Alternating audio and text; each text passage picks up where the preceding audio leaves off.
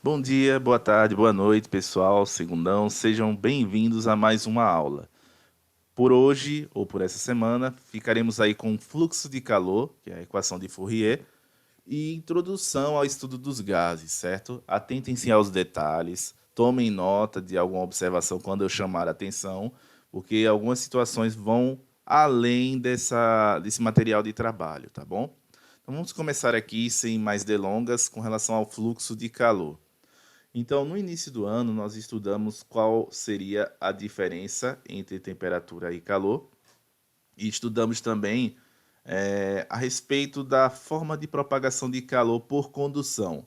Na ocasião, nós trabalhamos a ideia de que o calor por condução ele se propaga pela interação de moléculas vizinhas, ou seja, as pequenas partículas, as micropartículas, interagem conforme o seu grau de agitação. Então, o que significa isso? Uma molécula ou várias moléculas que estiverem mais aquecidas vão interagir com aquelas que estão menos aquecidas e transferir a sua energia, certo? Então, esse desenho aqui, ele revela muito disso, ele mostra muito dessa ideia. O que significa isso? Se você tem um objeto cilíndrico, você vai reparar que uma parte aqui está vermelha e a outra está azul. Significa que essa primeira parte aqui, que tem a temperatura 2, está mais aquecida que a temperatura 1. Nesse caso, pessoal, isso significa que o fluxo de calor sempre ele vai ocorrer de onde está mais quente para mais frio, mais aquecido para menos aquecido, ok?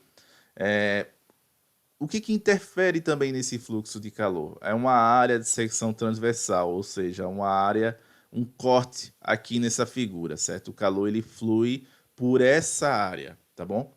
Diante disso, nós podemos entender que o calor ele vai ser transmitido de uma fase para outra, dependentemente, especificamente, da variação de temperatura.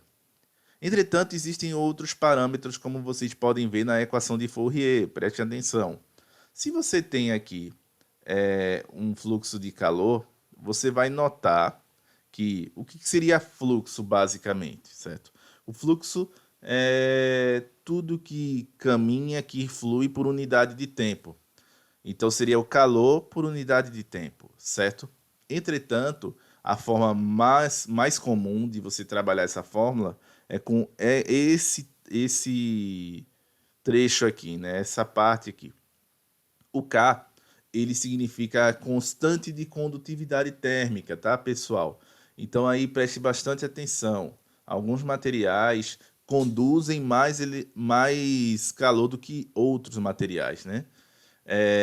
Então você vai ter o seguinte: se você tiver uma maior condutividade, você vai ter um maior fluxo. Se você tiver uma menor condutividade, você vai ter um menor fluxo. Área. Quanto maior a área, mais fácil será o fluxo de calor por esse objeto, por esse corpo. Variação de temperatura e comprimento, tá, pessoal? Quanto maior o comprimento, menor será o fluxo de calor, né? Ele vai ter mais dificuldade para fluir pelo objeto.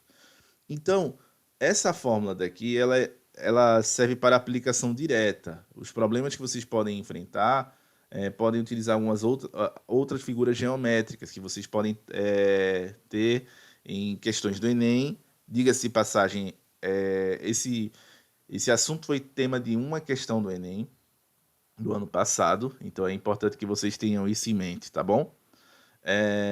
Com relação à equação de Fourier, é isso mesmo, tá? Você vai entender essa fórmula e aplicar. Para que vocês possam exercitar, eu coloquei aqui duas questões simples, tá bom? Para que vocês treinem um pouco e tirem as suas dúvidas iniciais. Mas a priori, essa é só a primeira parte da aula, tá bom? Vamos continuar, vamos prosseguir com o estudo dos gases agora, tá? Mas lembrem-se muito bem disso.